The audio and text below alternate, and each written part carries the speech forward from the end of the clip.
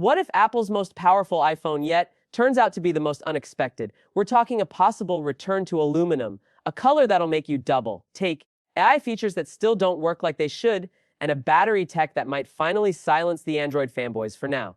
But here's the twist. Not everything is sunshine and titanium. Welcome back, viewers. James here. If you're into wild leaks, smart upgrades, and just a bit of chaos, smash that like button, subscribe, and let's jump into what Apple isn't telling you about the iPhone 17 Pro Max. So here's where things get spicy. Apple's calling this their smartest iPhone ever, right?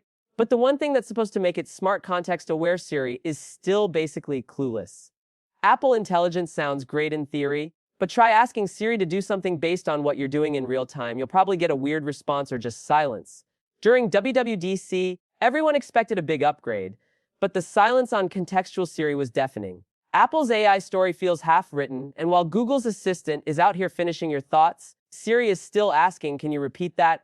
But maybe Apple's saving its real punch for hardware, because design-wise, this phone might actually shock you. Forget titanium. Leaks now say the Pro Max could switch back to aluminum. Yeah, the same material we thought was gone for good. Why, wait, the iPhone 16 Pro Max already felt like carrying a brick. Add a larger battery and more camera tech, and you're looking at a pocket gym.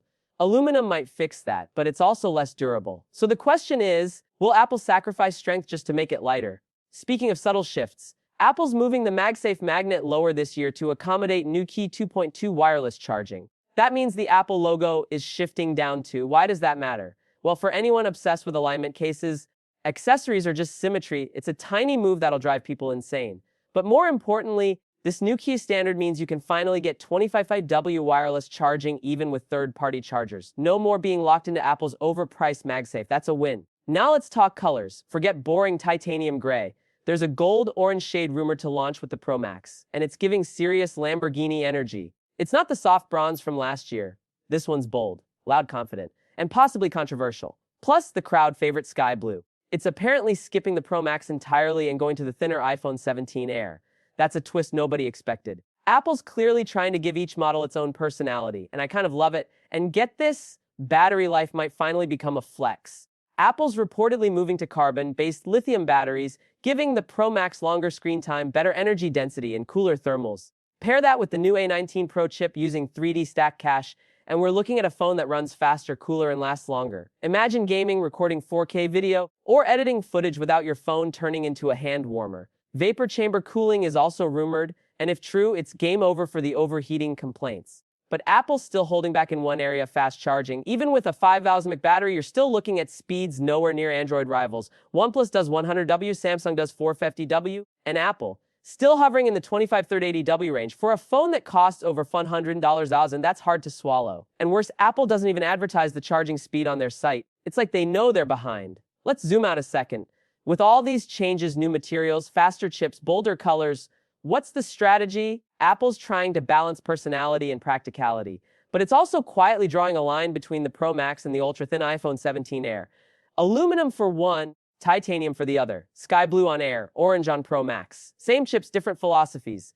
Apple wants your decision to feel like choosing a lifestyle, not just a spec sheet. Oh, and before we go further, big news, I'm giving away a maxed-out iPad Pro 41TB with cellular. Just drop a comment telling me which Apple product you're most hyped for in 2025. Hit subscribe and keep notifications on. More details soon, and stay alert for scammers. I'll never DM you asking for info. If someone does, report and block. Back to the Pro Max, RAM is finally catching up. This year we're getting 12GB of memory on both Pro models, meaning smoother gaming, better multitasking, and no more app reloads when switching between Lightroom and Safari.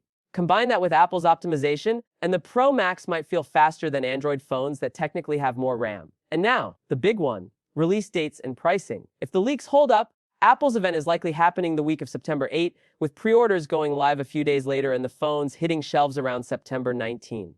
Pricing. The Pro Max starts at $199, and that's for 256GB, the 128GB tier gone. So yes, it's expensive, but you're also getting more out of the box. So is the iPhone 17 Pro Max worth it? Honestly, this might be the most feature-packed iPhone ever, but it's also the most layered. Some choices are brilliant, others a bit questionable. And Apple knows it.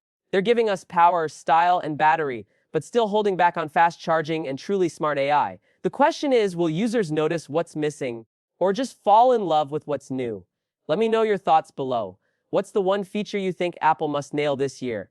And if you made it this far, you already know what to do. Hit that like button, subscribe for more leaks, deep dives, and Apple drama, and I'll see you in the next one. Until then, stay curious.